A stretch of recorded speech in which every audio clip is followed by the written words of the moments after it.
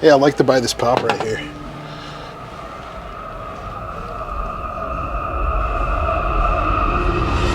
Wasatch Pops. What's up, man? What's going on, man? What are you doing out here? Well, I heard about your store and I wanted to come visit, so sweet. Figured awesome. I'd buy a pop too while I was here. Wow, you're out here, man. Let's. Yeah. I've been wanting to get you on a podcast. Let's go do a podcast. Dude, let's do it, man. Let's do a podcast. Let's do it. Let's go.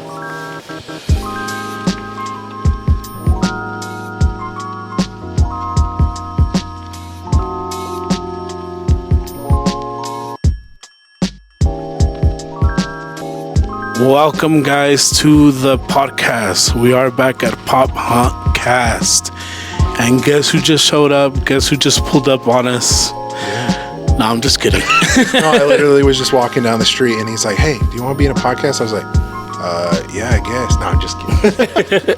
No, we've had this plan for a little bit, right? I mean, a couple months we've been kind of like planning it out to bring you out here.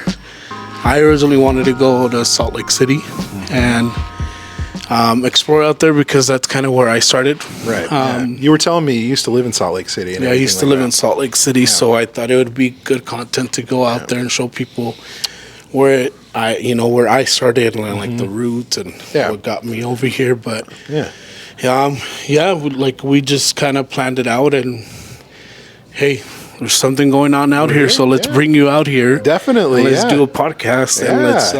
No, I appreciate you inviting me out. I mean, I love doing stuff like this. I feel like I don't get to do stuff like this often enough, so I appreciate the invite and letting me come out and kind of, explore your awesome shop here too. Yeah. Like, if you guys haven't been here before, like, this place is great. I mean, I don't mean to like promote or anything, but no, seriously, you run a really cool shop. I like it a lot. So first time being in here. I'm glad you like first impressions. Yeah, no, it's awesome. You like what you see. Yeah.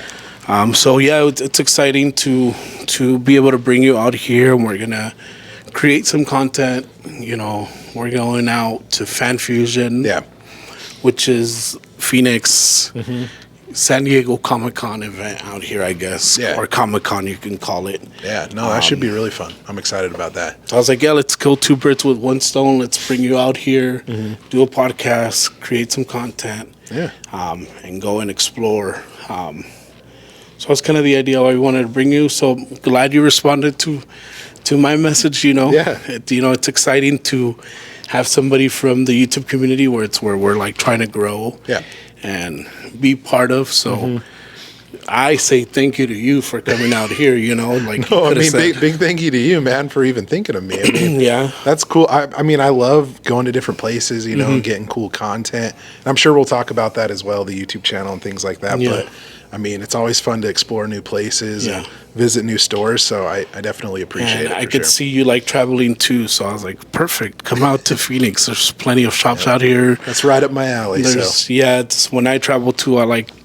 randomly finding shops, Yeah. I was in Salt Lake City last year. Okay. And, remember I hit you up. I was like, hey, do you know of any good Funko Shop stores? And, you point me to the right places. Oh yeah, that's my stomping grounds. I better know what's out there. So. Yeah. It's like if you come out here, I know where to take you or where to send you when when people come out here to Phoenix. So we took advantage of that, and we're here, and we want to get to know you a little bit more. We want to get your feedback, learn more about what you do, and like your YouTube channel and how you got started, and tell us a little bit about that and what's the story, what got you to where you're at right now.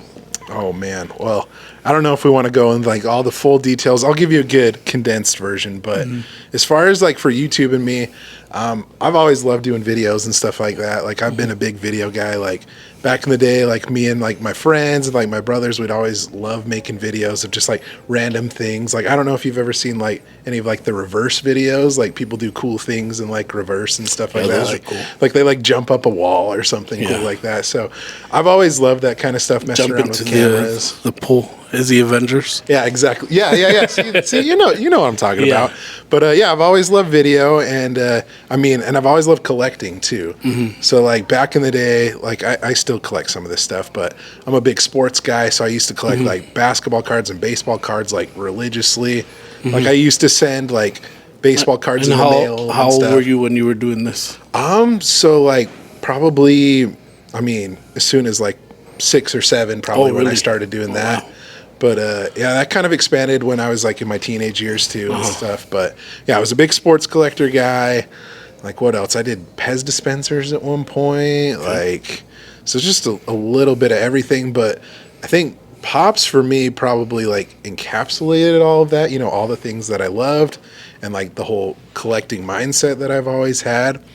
But as far as how that got incorporated into YouTube, like I said, I've always loved making videos and stuff like that. But yeah, I was watching a video actually one day of like somebody just going around like pop hunting. Okay. And I was like, I think I could do something like that. You know, I've always loved having YouTube channels and things, and that's another thing that maybe we can go into. I've had YouTube channels before this one too. But yeah, that's kind of how it all started. My love of collecting, my love of video, and kind of the two things kind of happened, and here we are today. So yeah. Nice. So when did you feel like you started collecting Pops, or what was like that first moment when you started? You know, funny enough, or what got you hooked? Yeah, what got me hooked? I feel like everybody has that moment, right? Yeah, everybody has that moment. For me, it was like when I started watching videos online and kind of finding out what Pops were, and then there were literally Pops of like everything that I liked. You know, with like cartoons and sports. But the first Pop that I ever bought, I actually walked into a Walgreens and I bought the Walgreens exclusive Black Panther, like the Black Panther unmasked from Civil War. And that was the first ever Pop that I got. But funny enough, like I always like having side hustles and stuff. And I actually got into Funko, like, and some people probably may not like this, but I almost wanted to get into it to like resell and stuff. But eventually I ended up collecting a lot. And it turned into me collecting more than like reselling stuff. So that's kind of how it got started. That was the first Pop I bought, and kind of how it all, you know, snowballed and everything like that. Into everything else. And that was around what time? What way? Oh, that was probably, I want to say that was like whenever that movie came out. So it was like Civil War, Captain America Civil War. So 2016 or 2017, around that time. Okay. So yeah. And then, was there a lot of shops around your area, or like how was it back? Because I'm a newer collector. Yeah, you started back then. 2016. I had no idea what Pops were. Yeah, so I'm kind of like curious from your point of view. Yeah, you know how was pop hunting during that era or that time? It was definitely different. Like, because I feel like obviously you had stuff online, but I feel like most of it was going into the stores to find stuff. So most of the places that I would visit obviously are like your more retail stuff, like Walmart, Target, what else? Like Hot Topic, that kind of stuff. There wasn't really any like stores like this one. Yeah, like shops in my area. So I was mainly just sticking to like the normal kind of retail stuff. Yeah. Was the values on Pops there at that time? Yeah, like, for sure. For some certain items? I would say it was mostly like the older stuff, really. Yeah. And like me being like a new collector, I thought that would be the stuff that I would find in stores. I'd be like, oh, I'm going to go and find some older stuff. But that obviously wasn't the case, you know. Yeah. I get really excited about something and I'm like, oh, yeah, they just have new stuff. And that's kind of how it is today, unless you visit, you know, a specific shop like this that would have older stuff. That would have collections and different stuff like that. Yeah. So that's cool to see how that would happen. I guess, most people would go to Hot Topic, you know, go to the mall, GameStop, different places like that. So it's kind of cool to see something. And when did the YouTube channel like kind of started? So that was pretty shortly after I like started collecting. So the YouTube channel started, I think, around like 2017. Okay. So, and I made my first ever video. I went to like one of my local like a record store basically, and then I went to Walmart. It was like really basic, like went to 2 stores and then I showed what I bought. And then, I mean, I don't know, ever since then I've been starting to make videos, kind of the same style, but going to different places. It's kind of evolved, you know, visiting shops, doing different challenges and things, but that's kind of where it all started, just basically. And out of curiosity, where does the name come from, or what are the origins of Wasatch Pops? Okay. Yeah, a lot of people actually ask that because it's kind of a weird name, right? You're like, that sounds maybe like a Native American thing or something. Yeah, so Wasatch, if you guys didn't know, is actually a mountain range that's in Utah. Okay. So Okay, so actually, if you want to kind of go at it from maybe like a Hollywood standpoint, so like Paramount Pictures, how they have like the mountain logo. So that mountain is Ben Lomond Peak, and that's in the Wasatch Mountain Range. Really? And funny enough, I actually live like you can actually see that mountain, the Paramount Mountain, in like my backyard. Like from where I live. So it's a pretty iconic thing, and a lot of people don't know that, but that's kind of where Wasatch comes from. It's a mountain range, and that's kind of incorporated in my logo as well. So yeah, I saw it on the logo, and I knew right away because I lived in Salt Lake. So I was like, oh yeah, that's that's what Salt Lake is known for. The city with the mountain on the background. So it's cool. It's interesting to know that that's like for us here. I would say the most popular mountain is called Camelback Mountain. Yeah. You probably haven't seen it yet, but I'll show it to you. Okay, all right. You could see the camel laying down. I may have to compare, Utah to Arizona mountains, but I'll give it a fair shot. Yeah. So that's cool to see that that's where your name started from. Yeah. And it's cool that it has to do with your hometown, where you're coming from. Yeah. Your roots, where you're at. I mean, I'm assuming you love it there. Yeah. Where you're at in Salt Lake City. Yeah, it's beautiful. I mean, obviously, you kind of have the full spectrum in Utah. You can be close to a big city. You can also be somewhere that's a little bit more rural, where you can kind of have your outdoor scene and stuff like that. So it's kind of a perfect balance of both. Like you can be really close to all your stores and things, but if you want to get away, if you want some peace and quiet, you can definitely head to the mountains. You can definitely do that. Yeah. Head to Park City. Yeah, exactly. Yep. Perfect place. Yeah. That's cool to see. And like, what is something that you would, on the topic of the YouTube channel, like when was it that you felt like your channel was like taking off? For us, we're like very, very new to it. Like we just started in February, started trying to grow our YouTube channel. And like, what is like something that you're like, okay, this is what I want to do, or okay, it's working for me. Yeah. Funny enough, like, so one of my most popular videos, it was from a good amount of time ago. I think it was like 2018. It was when Stranger Things season 2 came out, and I made a video. Like, I was really excited for the new season, so I went to like Target and like found a bunch of the new pops and stuff, and that ended up being my like most popular video. Like it got like, I think close to like 160,000 views or something like that. And so I was like, okay, I could do more themed, like hunts and stuff like that. So I made some other Stranger Things videos that did very well, and but I knew that kind of format, whether I kind of mixed it up or not, was something that would kind of be like my staple, I guess, if that makes sense. So whether it be, themed hunts, or obviously now it's like going to different stores and things and traveling to fun places. But yeah, that was probably the biggest thing, was that video. And so I knew that format, or kind of sticking to that, would work. So, and that like kind of spiral into continuing going. And I mean, it's been, obviously I'm not like huge by any means, but it's fun to kind of find your own niche into things, and that kind of brings in certain people within that niche. And I've met a lot of really cool people. And I just felt like that was probably the biggest moment that I realized that it's something that I could keep doing, because there was a lot of people that wanted to watch that kind of stuff, and and I enjoyed doing it. So it all kind of came together at that moment, I thought. And what would you give somebody advice on that's like starting to get into Funko Pops and is like, oh, I want to do a YouTube channel, I want to pop hunt, or like what's some tips, advice you would give a young one that because now it's like a dream for kids go like, oh, I want to be a YouTuber, I want to be a streamer, it's no longer I want to be a doctor. It's like everybody wants to be Mr. Beast. I mean, honestly it takes a lot of work.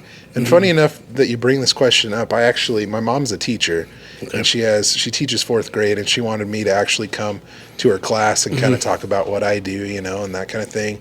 And one of the things that I remember talking about was, letting kids know that I'm not, like I said, I'm not huge by any means. I'm not like mega successful, but it doesn't happen overnight, It's something that you gotta, put a lot of time and effort into, takes a lot of persistence, and it's just something that, you have to put a lot of effort into. And so, but yeah, I mean, that's probably the best advice I'd give to maybe like a little kid or something like that. Like, find what you love, what you're passionate about, and then, you know, learn a lot about it. So if you want to make YouTube videos similar to something that you're watching, like learn styles and stuff like that, but also come up with your own ideas.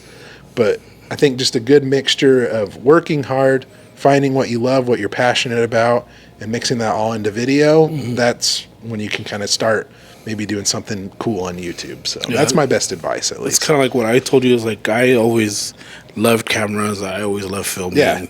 You know, I love seeing Casey Neistat. Yeah. Like I love Casey Neistat. He's awesome. Everything that he's done, you know, like I was like, that's super cool. Like, you know, but sometimes, you know, life gets in the way, you know, marriage, family, work.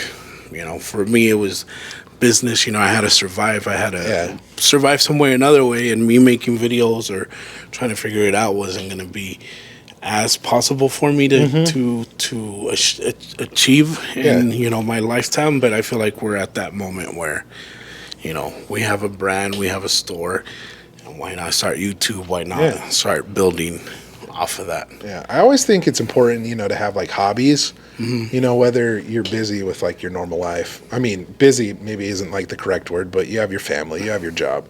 I think it's always important to have hobbies, things that you look forward to, things that kind of, I don't know, things that are just fun. So it's funny you mentioned that, because it's the same thing for me. Like 2020, you know, the malls shut down, we're closed. Yeah. And hey, we're going to close to the end of the month. You know, it's like, okay, cool, we'll take a little break.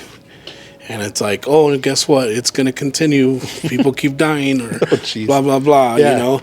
And we like, what do I do? So I like started finding videos about, you know, Funko Pops and, you know, discovered some YouTubers and I started liking it, you know. Like I didn't know I was a collector, honestly. Like I didn't have enough time to be, you know, collecting, or I never really collected anything. So like that, like I was like, dang, that flipped the switch in me, and I was like, oh snaps, like I like this. And it kind of like just opened that window for me. For you, it was like natural, because you've been doing it since you were little. But for me, it like opened a new window and a new outlet. And it's like, what? Like, I think like you were mentioning, like I think the pandemic kind of helped a lot with people rediscovering things that they used to like and kind of getting back into that, or maybe discovering new things that they liked, you know. And I think that's awesome. And I think 2020 was like the era where, you know, people started like opening shops like these.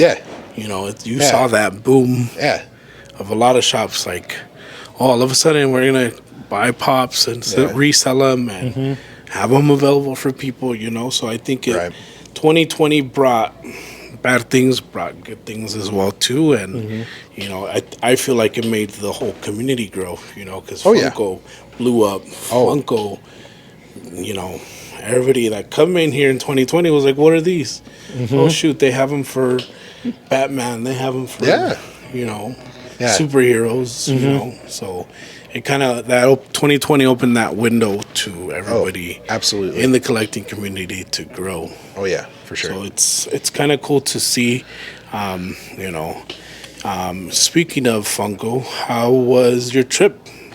To Washington? Yeah, that was awesome. It was really great. So I kind of planned it. So I love going to the baseball giveaway games that they have. So the Mariners always give away. So I just like learned Funko about Pops. those because we bought a collection from a guy who used to live in Washington. Yeah, I saw a couple of them actually, and here's some Mariners ones. But I love going to those because the cool thing about them is you can come across like obviously the common ones, but they'll mix in like more rare ones as well. So it makes it fun to kind of go around the stadium and see what people get. That's what I was curious, how people got a hold of those like very limited ones. Yeah, at or least how it works, like if you stand in line and or you just go to the gift shops, or how do those work? So they usually just have like boxes at like each gates that you go to. So obviously they have different gates, like left field, right field, center field, that kind of stuff. So they were free pops. Yeah, they were free. So if you bought a ticket, you could get a pop basically, and it's all just random. It's just integrated compared to the bobbleheads that normal games do. Yeah, exactly. Yeah, so it's just like your normal giveaway kind of stuff. So yeah, but it's fun like trying to hunt down some of them. Like you'll find people that have them, and you'll offer them like, hey, I'll buy it from you for this amount of money, and Like I don't know, it's kind of fun just like interacting. Because some people don't know, right? Yeah, some people don't know, but some people do, and they're like, heck no, I won't want to sell it to you or whatever. But like, you got to find that one person that does not know. Yeah. And like, what is this little vinyl? Yeah, they don't care. But I mean, I love baseball, so I want to try and collect, at least some of the rare ones. But what was the limited count on this last one that you went to? So they had the common one. I think that was like 20,000 or something. So it was J.P. Crawford. He's a player on the Mariners. He had a white jersey. Then there was 1,000 of them that had like a blue jersey, and then I think there was like 30 of them that were like gold. Like all gold. Yeah, all that's gold. what they're known for. I don't even think I saw that one. Anybody? No. Yeah. But I barely even saw the blue jersey one too. Like I found one and I ended up offering some guy I think like $40 and he sold it to me or whatever. Yeah. So, but I was pretty happy because I ended up getting both of the ones that I wanted. So the common and the 1,000 piece. Yeah, the 1,000 piece. Yep. That's interesting. Now I'm curious to know if those 31s went out or not. I think they did. Yeah. I mean, I've seen some like pop up on like eBay and Mercari because I'm always curious like what they kind of go for or whatever, or if they actually exist, like you were saying. Yeah. But think about it this way. Imagine somebody random kiddo gets it, opens it, destroys the box. Oh no, you saw plenty of that, like little kids just playing with it. Which I mean, if I was a little kid, I'd probably do the same thing. I wouldn't know any difference. Yeah. I wouldn't know that it's a collector's item or something. That makes it even more limited. Yeah. If those 30 went out there and at least 5 got opened by a little 5-year-old. No, and that's what makes it fun too, because then it ends up being a little bit more limited, and you have something that not a lot of people have unless you went to the game or you buy it on the secondhand market. You're not gonna or unless Funko forgot to ship them and they're sitting at the warehouse. Yeah, that is also a possibility.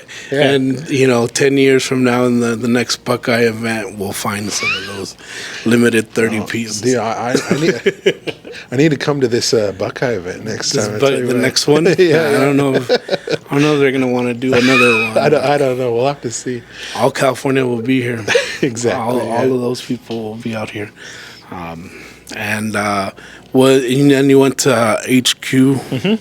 How was that? Was that your first time going? I've been to HQ a bunch of times. Yeah. That's probably like my 4th time that I've been. But it's fun. I mean, I've never been there. Yeah, you definitely got to go. I mean, it's cool. Have you been to the Hollywood store? Yes, Hollywood. I've been there a handful of times. So it's set up the same way. They have all the different sections and things. But it's cool if you go early. You might come across maybe like a chase or like a restock of a cool exclusive. So it's always worth like a visit because you see things that you wouldn't normally see like in stores and stuff.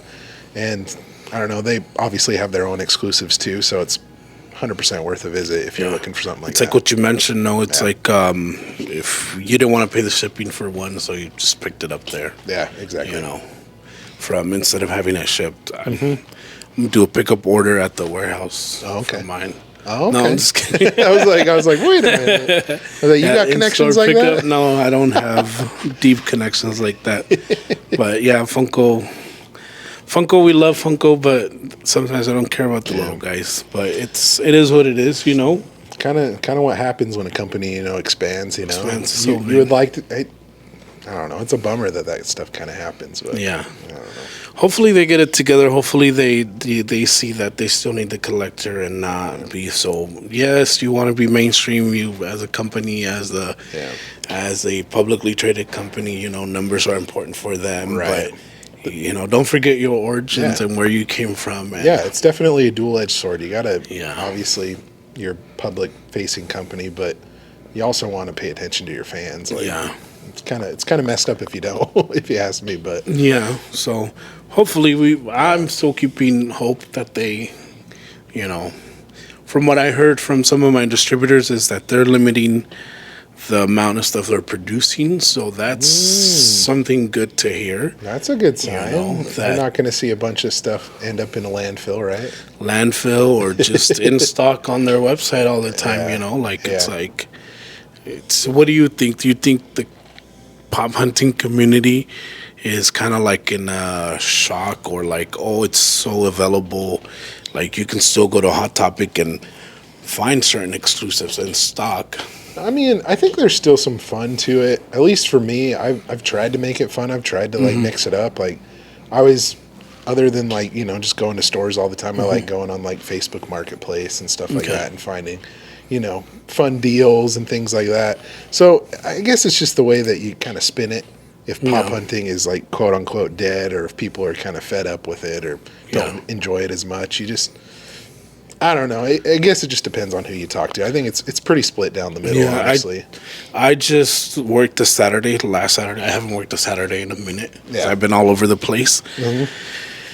And for us, numbers look good and everything. And like, I'm still kind of like curious, you know, and I noticed we still get a lot of people on a Saturday that come in here and are completing sets and are looking for certain things and want a certain pop. And I kind of had like a feeling because from what I absorbed from online, you know, like I noticed a lot of people not like, you know, things are still available online. Like, is it because people lost that wanting to collect, or is it Funko overproduced? Yeah. So to me, as a business owner and as a shop owner, it kind of like stresses me out a little bit sometimes. But I'm always like, are people losing that collecting energy? Or I think if it's just like an availability kind of aspect, like if you have that kind of shop that's in your area, I think you're more willing to go out and look for those things that you want.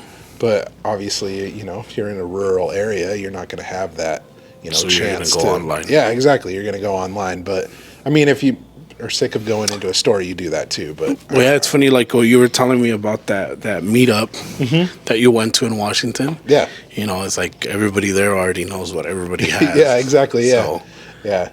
And that could, I mean, obviously local collectors knowing each other, they know they have the same stuff. So that kind of plays into it too. That's kind of another layer. But yeah, I think it's still there. I think there's still fire. People are discovering Funko Pop still. Yeah, you know? I mean, heck, they're making a video game. Did you see that? Yeah. It's kind of like a Lego style where they have a bunch of different like IPs and like brands and stuff. And so I don't think it's going anywhere. It's like just like any other company, you know, you just kind of have to restructure and figure things out. Like other companies are doing the exact same thing. It's just this kind of, you know, was more in the news and stuff like that. But yeah, I don't really think it's going anywhere. Yeah. And in that aspect of collecting, what would you say is like your favorite Funko Pop line? So like for me, for example, for me, my holy grail and my line that I wanted to complete and be done with was Breaking Bad. Yeah, and it sucks. Right back there. It's right there. Yeah. So for me, it's like, and I started in 2020. In 2020, a lot of those Breaking Bad Pops weren't cheap. They were, I mean, they're still pretty expensive too. And in that time, there was rumors that possibly I would see lists and stuff that El Camino Pops were coming during 2020. And I was like, shoot, I want the whole line, so I need to go and find them. So you had a little bit of FOMO setting. I had a little bit of FOMO with that. So what is your one line that you're like, or when you completed it, like, this is why I pop hunt? I love like Saturday morning cartoons and like 90s, early 2000s stuff. So The Simpsons was a big one that it took me forever to complete, but I ended up completing that set. But anything like cartoon related, so I have almost all the Nickelodeon Pops, like Cartoon Network, and just kind of stuff that I grew up with. So, but I kind of lean more towards like cartoon related stuff. So, and sports too. Okay. Like baseball and basketball as well. So. But those would probably be the biggest things that I like. That you like collecting? Yeah. And what would you say is like the most expensive pop that you... and what's your address? No, I'm just kidding. I know a lot of people are like, where can I get some of this stuff? I think the most expensive pop that I have would probably be one of the Simpsons ones. I think it's either Homer or Krusty, I think. The original ones. I think they're close to like $600 a piece. There might be something March is like around like 500 too, almost 600. All those original ones are, you know, anywhere between like 400 to 600 kind of thing. Yeah. But yeah, I think it's one of those ones. I might have something else that I've completely forgotten about, but I'm pretty sure it's those ones. And it's like, you know, if you're new to collecting, you know, it's like those pop at one point were what? Back in that time, were like $10? Oh yeah, no, I've seen videos, like early videos on YouTube. People just go into Barnes and Noble and finding those just shelves of them. Yeah. Like original Disney stuff, like the Simpsons stuff. Like, it's insane to see like what was available back in the day. Yeah, I saw somebody had found a catalog, and I was like, all the Simpsons. Like, that thing had all nothing but grills. You're like, I wish I had a time machine. I wish I could go back, dude. Yeah. So it's crazy to see that in that aspect. So that's kind of crazy to see. Anything that you have for us that you would like to know or ask us, or Oh man, that's a good question. So you said 2020 was when you started. 2020, right? yeah. What would you say is like your favorite, and maybe like your, I don't know if least favorite's the best way to put it. So maybe both ends, like, of running a store. What's your favorite part about running this place, or what's maybe some like a little frustration that you have? So kind of both sides of it. What do you think? What's my favorite part is that all of this is mine. Yeah. Okay. It's all my collection. Yeah. No, I'm just yeah. I was like, wow. Well, I mean, I know the cases back here are your collection. Yeah. If you think about it that way, technically everything in here belongs to me. You're going a little Lion King on me. You're like, everything the light touches. Yeah, everything you see upon here is my kingdom. There you go. And you're gonna buy and it's worth this much. No, but that's the cool part, that sometimes some stuff comes in and I'm like, put that on my pile. That's not going to go out on the floor. Yeah, you can kind of pick and choose what you want to keep for your collection and stuff. And that's the bad part of it too. Is that like, I'm running a business. I need to have inventory. I need to have inventory, and I need to restrict myself. So a lot of people freak out when I tell them I only have maybe like 200 pieces. I don't count them right, but I probably only have like 200 pieces, and people are like, "What?" Like. You only have 200? They're like, I'm almost reaching 500. And I'm like, yeah, like, this is my place. So imagine if I didn't control myself, I would go crazy and go crazy. I mean, the shop is a lot of hard work. It's a lot of hours. It's a lot of dealing with people, fixing problems, dealing with employees, dealing with customers. But I honestly, I couldn't say there's something that I don't like. Of owning my own shop. Right. And I mean, there's probably things that like just happen, that you wouldn't even think of like before you start a store, that things that you wouldn't realize are like a frustrating thing, and then they just like happen. And you're like, oh, okay. Yeah. But I mean, obviously it sounds like it's still fun, Yeah, for me it's fun. I always loved business since I was a little kid. I would always tell myself, someday I'm gonna own my own business. I don't know what it is, in what or what, but I was like, my goal was to do it by the time I was 25.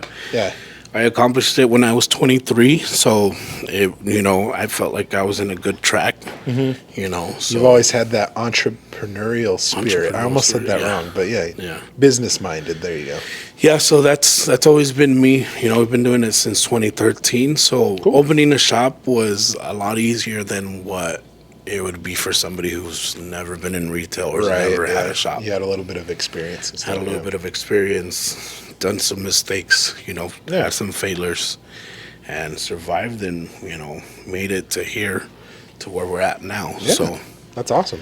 Yeah, so that's kind of, but no, I love it. I love meeting people. I love networking with people, building the community. This this is the reason why we're doing this. So that's the reason why I invited you out here to Arizona, because I want to have a relationship with you. I want us. If one day you blow up or one day we surpass you, you can ride along with us, or we'll ride along with you. Either way, that's I mean, I think that's always something important to remember as far as like collecting. Nobody's like better than anybody else. It's all just, we all love the same hobby. Might as well make friends while doing it. And if somebody has a connection to something, you take advantage, or not take advantage of it, but you use that, and then maybe if you have a connection, you help out somebody else. It's just a whole community, basically. So, And my final question that I like to ask is, just think about it this way. Okay. You're at your house. It's the middle of the night. Okay. And there's a big old fire. Oh no. Okay. And of course, you're gonna grab your wife. Yeah, I'm grabbing my dog. Too. Your dog, yeah, of course, grab him. Yeah. But what are the 3 pops that you would grab? Oh man, that you don't want to leave behind? Like, you're making it tough on me. Man. I don't know. I don't know if that would be what I'd be taking, but in this scenario, yeah. I don't know, probably 3 of the original Simpsons, probably. So like Homer, Krusty, maybe Bart. Those would probably be the 3. The 3. Yeah, at least that's the ones that I can think of. I bet if I, thought about it a little bit more. But those are the 3 that come to mind, probably. Yeah, those 3 Simpsons Pops, yeah. Nice. Awesome. That's cool to hear. Yeah. Yeah. But I think, is there anything else that you wanted to talk about? Touch? No, I mean... Are you excited for tomorrow? Yeah, it'll be cool. Fan Fusion? I'm always excited for chances to make new videos and show off things that people don't get to see very often, and show off cool pops and stuff, so... Yeah. Yeah. So we're excited, guys. We're creating some more content, so be on the lookout for that. We're going to be out pop hunting. We're going to be doing some challenges at the con. Yep. We're going to try to talk to people, see what they collect, be part of the community. Yep. Hopefully, you get to see Wasatch Pops out there. Yeah. I'm sure you'll have people come up. I love meeting people in person, so. And I've never been to this area either, so it'll be cool to meet local to see if somebody's and cool spots and stuff, so yeah. Yeah, so appreciate everybody for watching, and thank you for coming out again. Good to hear a little bit of your story and your history, and let's keep going. And we're always down for a collab and doing content together. So appreciate it, guys. Thank you for watching, and we'll see you guys on the next podcast. All right, take it easy.